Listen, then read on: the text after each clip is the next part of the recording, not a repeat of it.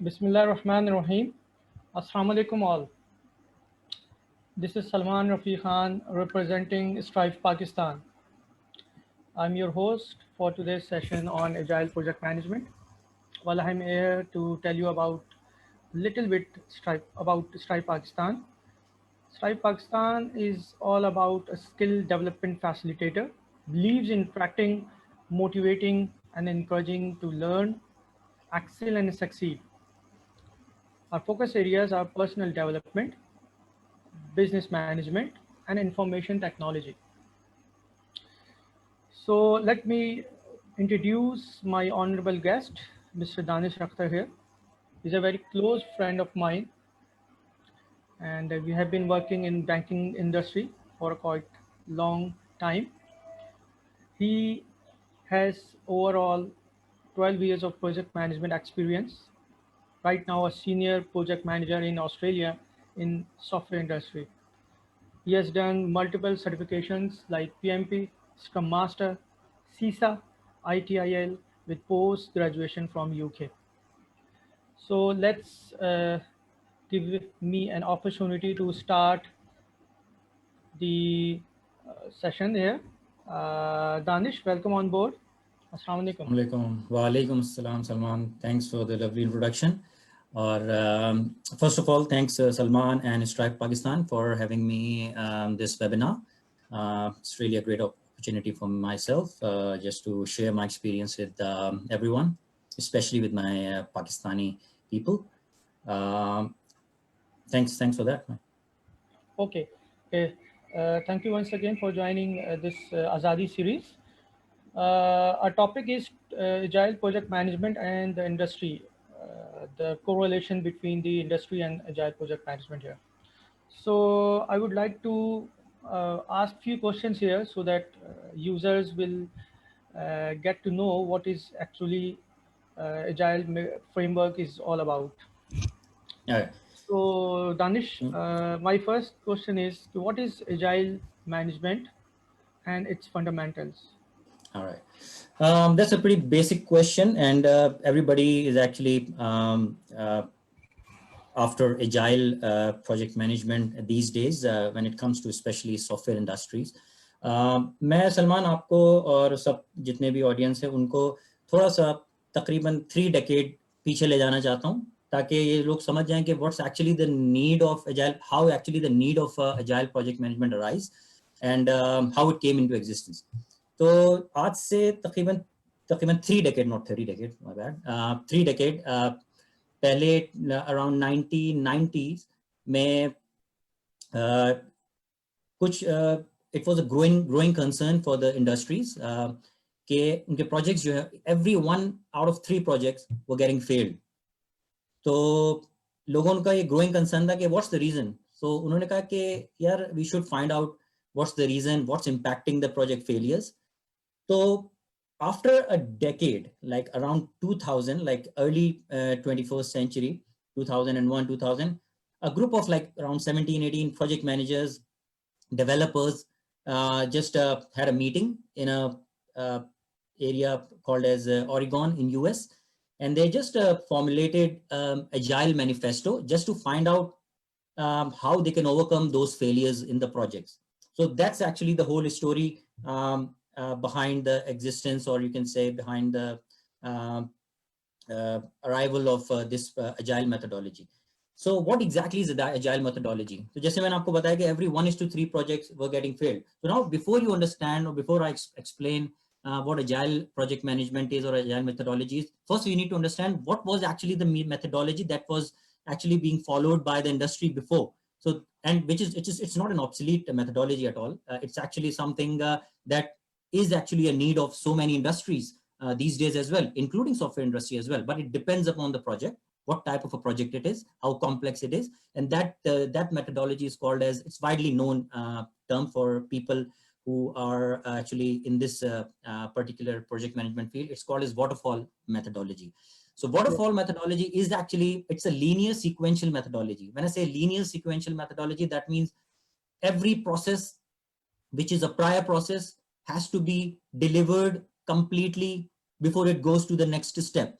You can't have like an iterative approach, or you can't have a parallel approach in that.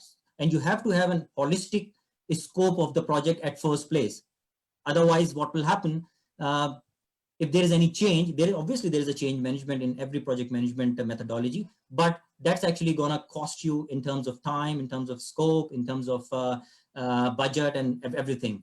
So agile project methodology is actually how it actually differs from for a normal waterfall methodology. Is agile is actually a much iterative and an incremental delivery of the project. Rather than having 100% scope at first place, we have actually divide the functionality or prioritize the functionality or the fundamentals of that particular project, like the basic needs or the functionality of that project, into different iterations, and we prioritize them, and we look at those priorities of those of that project step by step. So what will happen, the basic advantage of having an agile methodology is the customer satisfaction is at its peak. That means the customers actually don't need to wait for the whole scope time, whole project timeline or the life cycle timeline. They can actually start seeing the product at very early stage. So that's actually the whole benefit. And this is why this agile methodology is very beneficial and advantageous for industry like software industries. It's obviously not fruitful, or you can say it's not, I won't say applicable, but it's not that much effective for industries like manufacturing or engineering industries, because like obviously for construction and manufacturing industries, you can't have that agile methodology, because you have to, for example, like you can't build a roof if there is no wall. You know what I mean? So, yes. So you have to have, so those kind of projects has to be dealt with our waterfall methodology. So this is the whole fundamentals. And when you talk about the fundamentals of agile project management methodology, so the basic fundamentals of agile project management methodology is actually around that agile manifesto that those 17 odd developers have discussed in early 21st century. And they are mainly inclined towards client or customer satisfaction, so that the customer is actually seeing the product in early stages, rather than having holistic product, waiting for the whole timeline. The other one is the transparency. When I say transparency, means they can have a transparency not within the internal stakeholders, but also with the external stakeholders. The client actually gets the feedback on very frequent basis, rather than having a post-implementation review, which actually happen in the normal waterfall model once the thing has been done.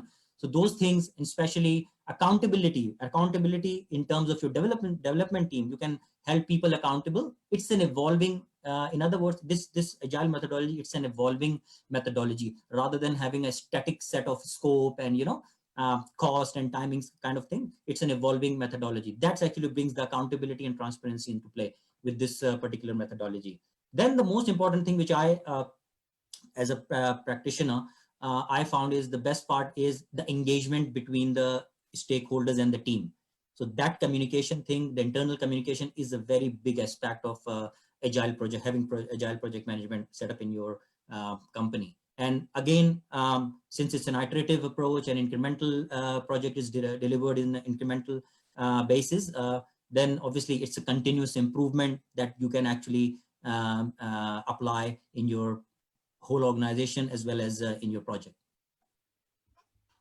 Well, Danish, well thought, a brief, very well thought and concept you have told us to our audience. Definitely it will be benefited in their career. Considering the agile management brief and its fundamentals, how would you see, and what are the main agile frameworks normally used in projects, especially in software industry nowadays? Yeah. All right. So there are many frameworks that are actually driven by agile methodology, but the main one that is widely used is, I won't say that's the one only used, but that's the one that's I would say 95% of the time they are using, and that's the reason is because of its effectiveness and application, is the Scrum. We call it as a Scrum. So Scrum is actually a framework that follows agile project management methodology, and it actually has a specific set of processes and procedures.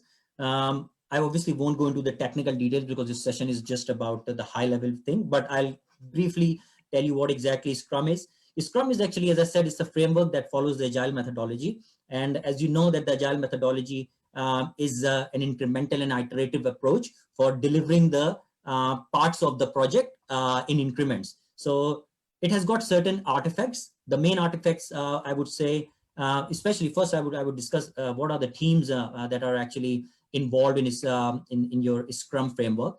There is actually a team comprised of three main groups. The first one is what we call it as the product owner. I'll come on to that later.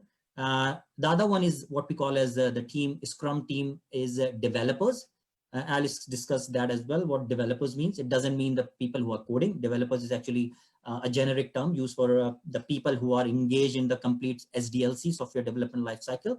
And the main person I would say is the Scrum Master. People call it as the Agile coach as well these days. It's a new terminology, but Scrum Master. He has got a very unique role, I would say, and it's a very important role. Although he's not too much into the nitty-gritties of the project, but he's actually, you can say, the person who is governing the project from the top level. Like he needs to make sure that the Scrum practices are being followed throughout the process. So product owner, what exactly the product owner is? Product owner is actually the main person, you can call it as the project sponsor, is the main person who is responsible for gathering the requirement from the client. He's actually the client facing person. He will be the person who will be prioritizing the functionalities that are actually the utmost priority for the client. And then he will pass on those functionalities to the Scrum team. Then we have got a process called as a sprint planning. So this is the Scrum Master model. If you guys Google it, or if we have later on some other session where we can deeply walk through what exactly how exactly these processes work, then I would have ample time to discuss that. So then we have a sprint planning. In sprint planning, when I say sprint is actually for a layman or for any person to understand is sprint is actually a cycle which is normally and ideally cannot be less than it's normally people recommend not be more than 4 weeks.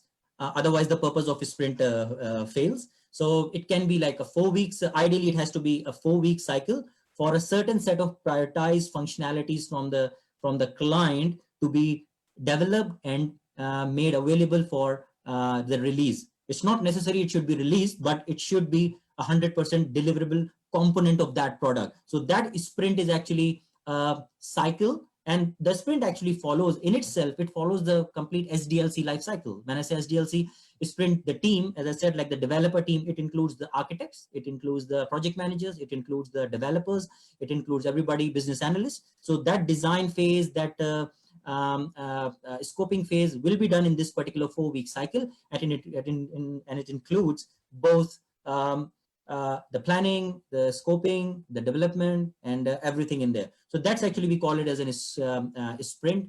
And once the sprint is done, and during the sprint, there are so many different processes that actually takes place, just like a daily Scrum meeting, for which the actual Scrum Master, who is actually the key person responsible for making sure that the Scrum is being followed in the company, he'll make sure that those Scrum meetings are happening and everybody is actually getting everybody's feedback. And if there is any issue that should be addressed at first place, so those kind of things. So once that Scrum timeline is done, like that sprint is done, like a 4-week sprint is done, then the product is now may be available for the release. Now it's up to the team, up to the management if they want to release it or not, but that product is ready to go now.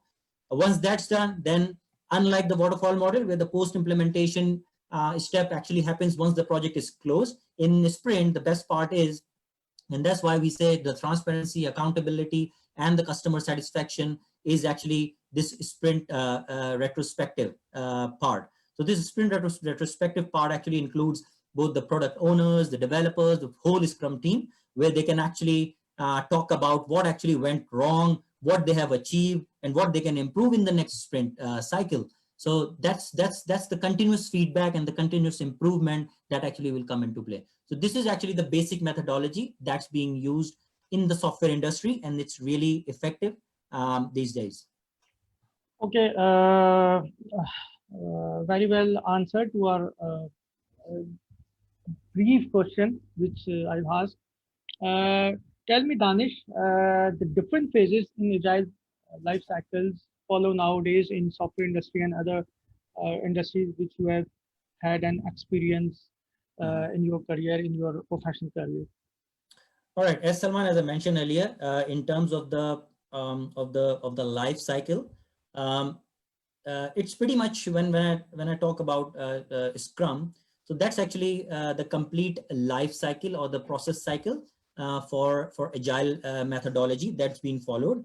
But unlike the waterfall model, so when we talk about the life cycle of an agile project management, as I said, it's an iterative approach, and it's actually produced the it's an incremental and iterative approach. So rather than as I said, like unlike the waterfall model, it actually follows that iterative approach with that particular framework, whichever the company is actually using.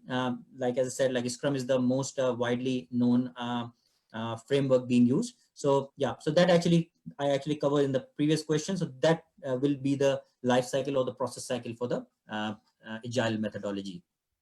Okay, okay, great, great. So, Danish, tell us a little bit about how you manage your team, your stakeholders, your customers, your seniors, your peers while uh, performing, while doing execution of project, a particular project. All right. It's a good question. At times, like I've got my own experience with the agile project management. Different project managers have got different experiences.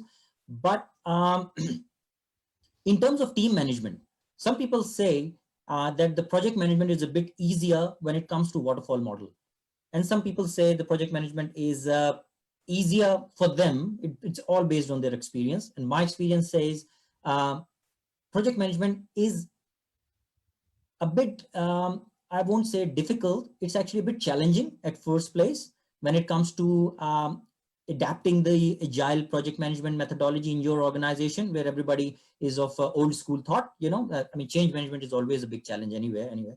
So Yes.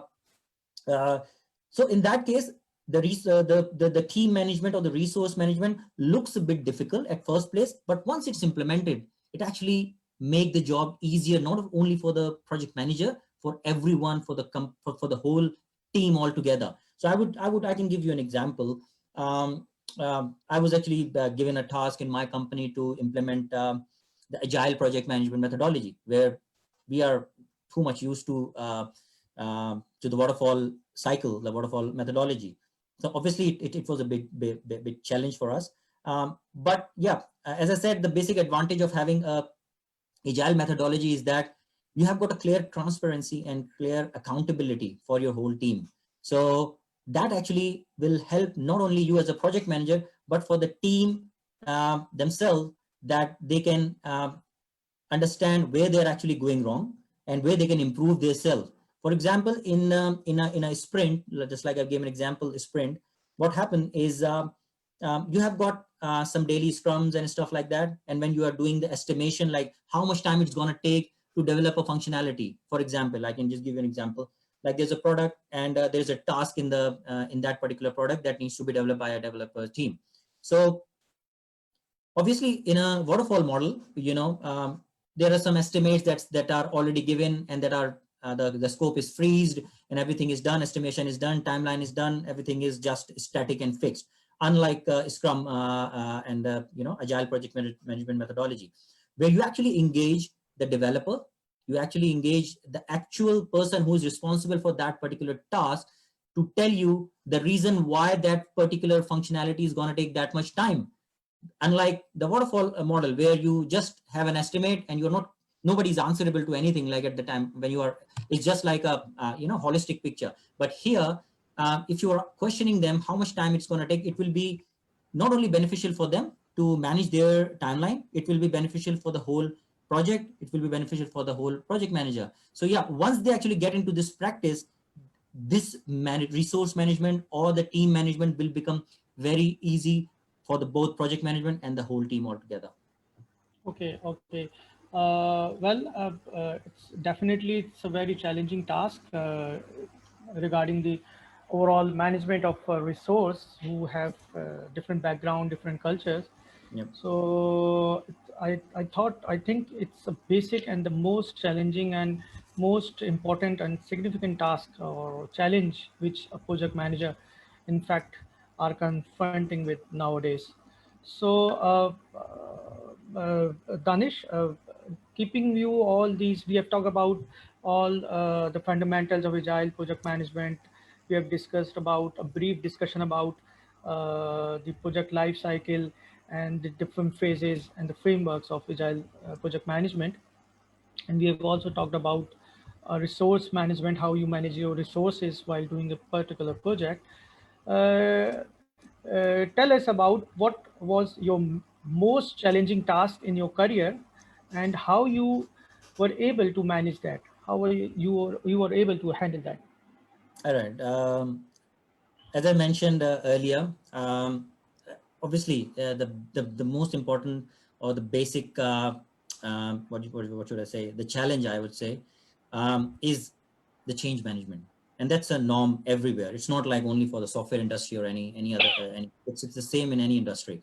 So I mean, just as an example, like if you even ask yourself, if I ask myself, um, just a matter of changing a phone, you will think 100 times, why should I change my phone when I'm too much used to, I have to, I have to just copy the data afterwards and those kind of things. So people are, that's the human nature. So that's the human nature, that they don't adapt the change that easily. And especially when it comes to the industries like software industries, which are very critical industries. So, and where the people who are sitting there for like 20 years and they think that they are the, kind of a god themselves, and they know everything. So a person like me, or someone who is uh, after the new technology and who wants to adapt changes, who like to adapt changes, it's very difficult for us to convince the management first. It's very difficult to convince the team. It's very difficult to convince your peers, your counterparts, that this is something that will bring some change. So that was the most challenging. And I remember, like as I mentioned earlier, I was given a task here in Australia, one of my company I was working for, software house. Like they have to bring the agile project management Scrum into practice. So yeah, it was a big challenge, but obviously nobody will have confidence unless they see things from their eyes. That's the thing. You can't convince them with your bookish knowledge. You can't convince them with your presentation. You can't convince them unless you actually deliver something to them. So rather than affecting or impacting their existing project, what I have actually done, I actually initiated a new project just to show them how project management with agile framework works. I started a new project, which is an internal project, not a client related project. And then I show them how this life cycle works, what are the impacts, how it's actually impacting the timeline, how actually it's actually improving the developers or the team efficiency. Then they saw it with the different management reports and stuff like that. When they saw it with their own eyes, then actually it brings some confidence in the management eyes that yes, this is something that will be really beneficial when we apply it for the real customers. So that's where actually that was the first milestone, I would say, bringing this framework into practice. I achieved. And then yeah, when they start applying from one client to another, they actually now, obviously there are certain clients whose complex design is so complex where we cannot apply project management, which is agile. That's why we have to restrict to waterfall model. Yes. But these days, client itself have got a requirement in their tender that they need agile project management practice to be followed in your organization. Otherwise, they won't sign the contract. Yes. So this is actually a growing need nowadays for every software industry, especially to adapt the agile project management methodology. Okay. Okay. So we have discussed about the most challenging task that you have been confronting with in your career. Let me know about what are the tools and techniques that normally a project manager or scrum master use in the execution side. All right. Yeah, there are a lot of tools available in the industry for agile project management, but the most famous tool, the most widely used tool, is for agile project management methodology. For waterfall, people know there are different project management tools like Microsoft Projects. They can use Primavera. They've got so many different tools to do that. And they're well-known tools. But in the recent times, there's a company called as Atlassian. they have actually developed a tool called as Jira. So Jira is actually a tool that is being widely used and heavily used in the software industry when it comes to the agile project management. And people use Kanban boards as well, Kanban. So people, you guys can search it later on Google. So the Kanban, so this is actually a dashboard which gives the visibility of the progress of the project. On top of it, there are certain other reporting tools that most of the project managers are actually using in order to manage and report. This is more towards the reporting side of things. So to report the progress of the agile project management, which is called as like burn down charts and burn up charts. So these are actually different charts which will help. So as I said earlier, if you remember, that agile project management methodology is an evolutionary method rather than a revolutionary method like the waterfall model. So when I say evolutionary method, people improve after every sprint, people improve after every increment of the product that's been delivered to the client. So they improve. So it's a continuous improvement process. So that's where these burn down charts, burn up charts come into play, and they will help you identifying and estimating how much more time is required to complete the whole project. So that will actually give you some idea how it's actually managed. And when it comes to Jira, Jira is actually a issue management tool, which also helps managing your sprints, where you can actually define the number of days per sprint, the resources, the story points. It's going technical, but when I say story points, that means the amount of effort that is actually required by a team to complete that particular sprint and that particular deliverable. Okay, very well thought response to the answer to the question of particular tools and techniques. Danish, closing the project on time, how? As I said, unlike waterfall model, right, where you have a specific timeline, right, which is a hard and fast timeline, and you don't know what you are getting at the end of the tunnel. That's the basic drawback with the waterfall model. Unless you are at the deployment stage, you don't know what's happening and what the client is going to get. Client is kind of a blind throughout the project unless they are in the testing phase. You know what I mean? So with this iterative and incremental approach, this is one of the benefits of having agile methodology and Scrum framework implemented into your industry, is you will actually see with these tools and techniques that I discussed, you will actually see in real time that how much you have spent already in terms of time, cost, and stuff, and how much scope you have already accomplished, and how much more is actually remaining. So this will actually give you a real-time estimate on delivering the project. So in terms of agile project management, you have a timeline. That's nowhere. I'm not saying that you don't have a timeline. It's an open project. You do have a timeline, but since it's an evolutionary model, then even the client knows that with every sprint, we'll get to know better whether we are going to achieve it on time, or whether based on, you know, anything in the project. You can have a scope creep. You can have anything happen at the client end or on your end. That's a different thing. But as long as you are following the project management practices of a sprint and Scrum properly, it will actually give you some real-time view of how you are progressing and how and when you are going to, and like what number of resources you will be needing to complete that project. So based on my experience, and if you look at the different stats of the industry, I would say this practice is actually making sure that the projects are getting successful more than if you compare it with the waterfall. And the reason being successful is delivering it on time and delivering it based on the exact client requirement. Okay, that is the you have told us about the closure of on-time closure of a project. Let me know about a project is derailed and detracked, and you have no backup resources. How would you manage it? Oh, that's a good question. Look, if you are your resource management is something that has to be dealt by the team. So it's the responsibility of the project manager as well as the management. So the only thing you can actually dealt with the resources, and the beauty of this agile project management methodology is that since it's an evolutionary method, as I said, keep emphasizing on this evolutionary thing, is because it actually tells you how much estimate or effort has already been spent on a certain task. So if the similar nature of a task is again recurring in the next sprint, then you know how much time it's going to take. Then based on those stats and those figures, it will be a real-time estimate and real-time kind of a help for you guys, for a project manager for the development team to understand and to identify how much more resources they can use, how much more if they don't have a resource for the next sprint, then obviously they have to make sure that they have got enough resources to accomplish the next sprint. Otherwise, they have to break the task into further subtasks so that they can achieve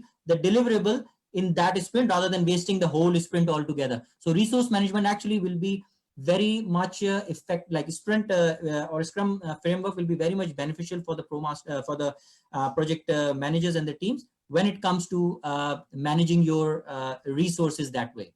So yes, again, if you don't have a resource, then obviously you can't start the sprint. You have to have those resources because you know this much time we need for these type of functionalities to be delivered and deployed.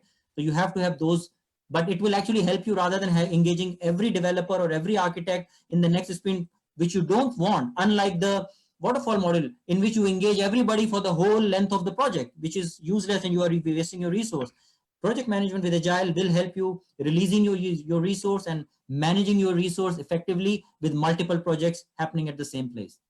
Okay. Or at the same time. Yeah. Okay, Danish, let us know about how a project manager or a Scrum Master deal with the COVID-19 sort of situations or unforeseen events, and how you people look at deal in your execution while you are on a particular project. All right. And you are working. Yeah. All right. So as I said earlier, yes, as a project, I'll talk as a project manager now rather than an agile project manager, because this is a concern for everyone these days with this unfortunate pandemic, COVID-19. Hope we'll get over with this soon, inshallah. So yeah, so for every project manager, in fact, every industry is being impacted by that. It's not only the software industry or anything. So I think the best way is to keep your staff, keep your employee motivated, because I know obviously it's in Pakistan, especially, things are getting back to normal, which is very good. Unlike here in Australia, we are actually again in a lockdown of another 6 weeks. And we are in lockdown since March. So it's like 5 months for me sitting at home and, working from home and managing those things. So my management, I'll share my experience, like how my company is actually dealing with us and how we are dealing with the clients. So rather than being a bit strict with the client in terms of the timelines and those stuff, since based on this criteria, we have actually made things a bit flexible, like we have obviously based on the mutual consent with the client. But yes, unless the client has got a strict requirement, that's a different thing. We have increased our catch-ups, like unlike we used to have previously, we used to have like one catch-up a week with the project managers, and the management used to have many catch-ups, like 3 catch-ups a week, just to make sure everybody is linked to each other.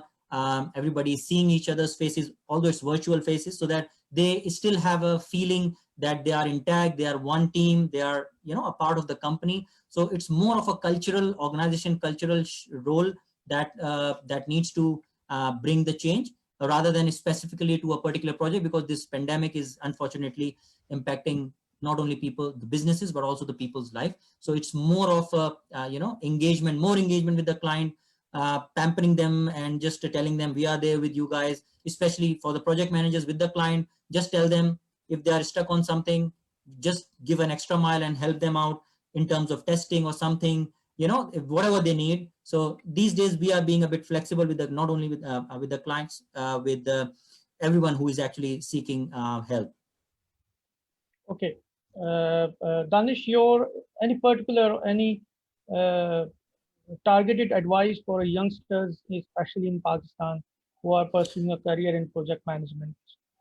Yep. I mean, unlike you, Salman, know about it. Like in our, we are not that old anyway. But in our, when we have done our masters, or when we have done, when we are done with our graduation, we did not have much opportunities in terms of like these fields were relatively new fields at that time. Like I'm talking about back in 2005 and 2006 when I did my masters, and so yeah, so this was the relevant, but I've got an experience as a developer as well in a banking industry. I've got a telecommunication experience as well. Then I realized myself, I'm just sharing my experience, that project management is something that has got a good scope in future. And that was my thought at that time when people were not too much inclined towards that. People were more towards the technical side of things. So and then I've realized like there are some standardized certifications for that that you need to do, and you can upgrade yourselves. So for the young people who wants to pursue their career in project management, then I think these days the best part is that you have different diplomas in project management. You have, I won't ask them to do certifications like I have done now. The certification will only help them once they're into the field, in the industry, and then the certification will help them. But apart from that, they can do their masters. There are different degrees in project management itself these days. So that's where they can actually take the advantage and make their career in project management field. Well said, Danish. Well said. A brief recap what we have discussed today, Danish. All right. If you So yeah, as I said, like I was not technical because this is a generic conversation in terms of how agile came into practice, what was the reason agile has been brought. So I'll just quickly recap you the basic objective of having an agile methodology in the industry, which is software industry, is just to have an effective project management process, just to make sure the visibility to the client is uh, much more frequent. Unlike waterfall model, the client will be satisfied better than how they've been satisfied with the waterfall model. And we have I've got a very interesting stat by Association of Project Management in UK. So and that actually tells me, and that actually you guys can Google it as well. That actually tells you how many projects, if they are following waterfall model in the software industry specifically, they are failed, and how many if they are following waterfall, and how many are getting failed if they are following agile. So the ratio is, if you say 29%, like one is in every three project, 29% of the projects are getting failed if they are following the waterfall model because of any reason whatsoever. But when the same thing has been approached or organized by agile project management methodology or framework, then it has gone down to just 9%. So you can see there's a 20% difference just moving from waterfall to agile methodology. Similarly, with the success ratio with waterfall model is just 14%, 1-4. But when it comes to the agile methodology, it has gone to 47%. So you can see a vast difference here.